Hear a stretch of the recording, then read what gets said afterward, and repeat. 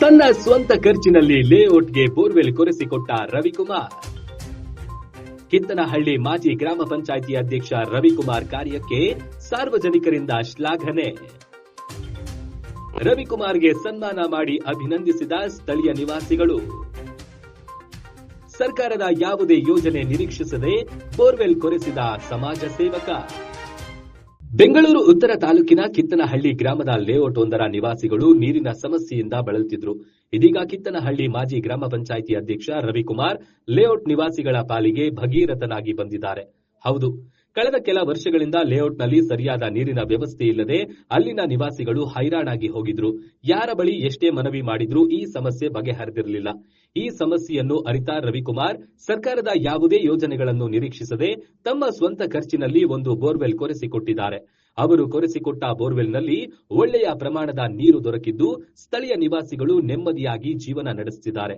ಇನ್ನು ರವಿಕುಮಾರ್ ಅವರ ಈ ಕಾರ್ಯಕ್ಕೆ ಅಲ್ಲಿನ ನಿವಾಸಿಗಳು ಹೃತ್ಪೂರ್ವಕ ಅಭಿನಂದನೆಗಳನ್ನು ಅರ್ಪಿಸಿದ್ದು, ರವಿಕುಮಾರ್ ಅವರ ಈ ಮಹತ್ ಕಾರ್ಯಕ್ಕೆ ಸಾರ್ವಜನಿಕ ವಲಯದಲ್ಲಿ ವ್ಯಾಪಕ ಮೆಚ್ಚುಗೆ ವ್ಯಕ್ತವಾಗುತ್ತಿದೆ. ನೋಡ್ಬಿಟ್ಟು ಇಲ್ಲಿ ಜನಗಳಿಗೆ ಏನಾನ ಒಂದು ಸಹಾಯ ಮಾಡಬೇಕು ನಾವು ಅಂತ ಹೇಳ್ಬಿಟ್ಟು ಅವರ ಸ್ವಂತ ಖರ್ಚಿಂದ ಅವರು ಬೋರ್ವೆಲ್ ಕೊರೆಸಿದ್ದಾರೆ. ಮತ್ತು ಇವರು ಹೀಗೆ ಜನಪರ ಕಾರ್ಯಕ್ರಮಗಳು ಹೀಗೆ ಮುಂದುವರಿಲಿ, ಸದಾ ಇವರು ಜನಗಳ ಜೊತೆ ಸೇರ್ಕೊಂಡು ಜನರಿಗೆ ಏನಾದರೂ ಒಂದು ಚಟುವಟಿಕೆಯಿಂದ ಕೆಲಸ ಮಾಡಿಕೊಂಡು ಇವರು ಎಲ್ಲರಿಗೂ ಹೆಲ್ಪ್ ಮಾಡ್ತಾ ಇದ್ದಾರೆ. ಅವರಿಗೆ ನಾವು ಇವತ್ತು ಬಹಳ ನಾವೆಲ್ಲರೂ ಇಲ್ಲಿನ ಗ್ರಾಮದವರೆಲ್ಲರೂ ಅವರಿಗೆ ನಾವೆಲ್ಲ ತುಂಬ ಚಿರಋಣಿಯಾಗಿದ್ದೇವೆ.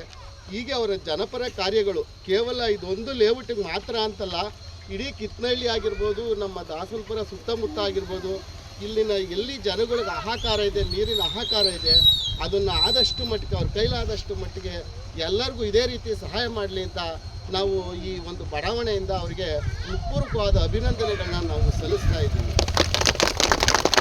ಹಾಗೂ ಈ ಕಾರ್ಯಕ್ರಮಕ್ಕೆ ಅವರ ಅಣ್ಣನವರಂತಹ ರಾಮಕೃಷ್ಣಣ್ಣನವರು ಸಹ ಇದಕ್ಕೊಂದು ಮುಂದಿನ ದಿನಗಳಲ್ಲಿ ಅವರು ಸಹ ಇದಕ್ಕೆ ಅವರ ಸಹಭಾಗಿತ್ವದಲ್ಲೂ ಇನ್ನೂ ಹೆಚ್ಚಿನ ಕಾರ್ಯಗಳಾಗಲಿ ಅಂತ ನಾವು ಅವರನ್ನು ಹೃತ್ಪೂರ್ವಕವಾಗಿ ನಾವು ಕೇಳ್ಕೊಳ್ತಾ ಇದ್ದೀವಿ.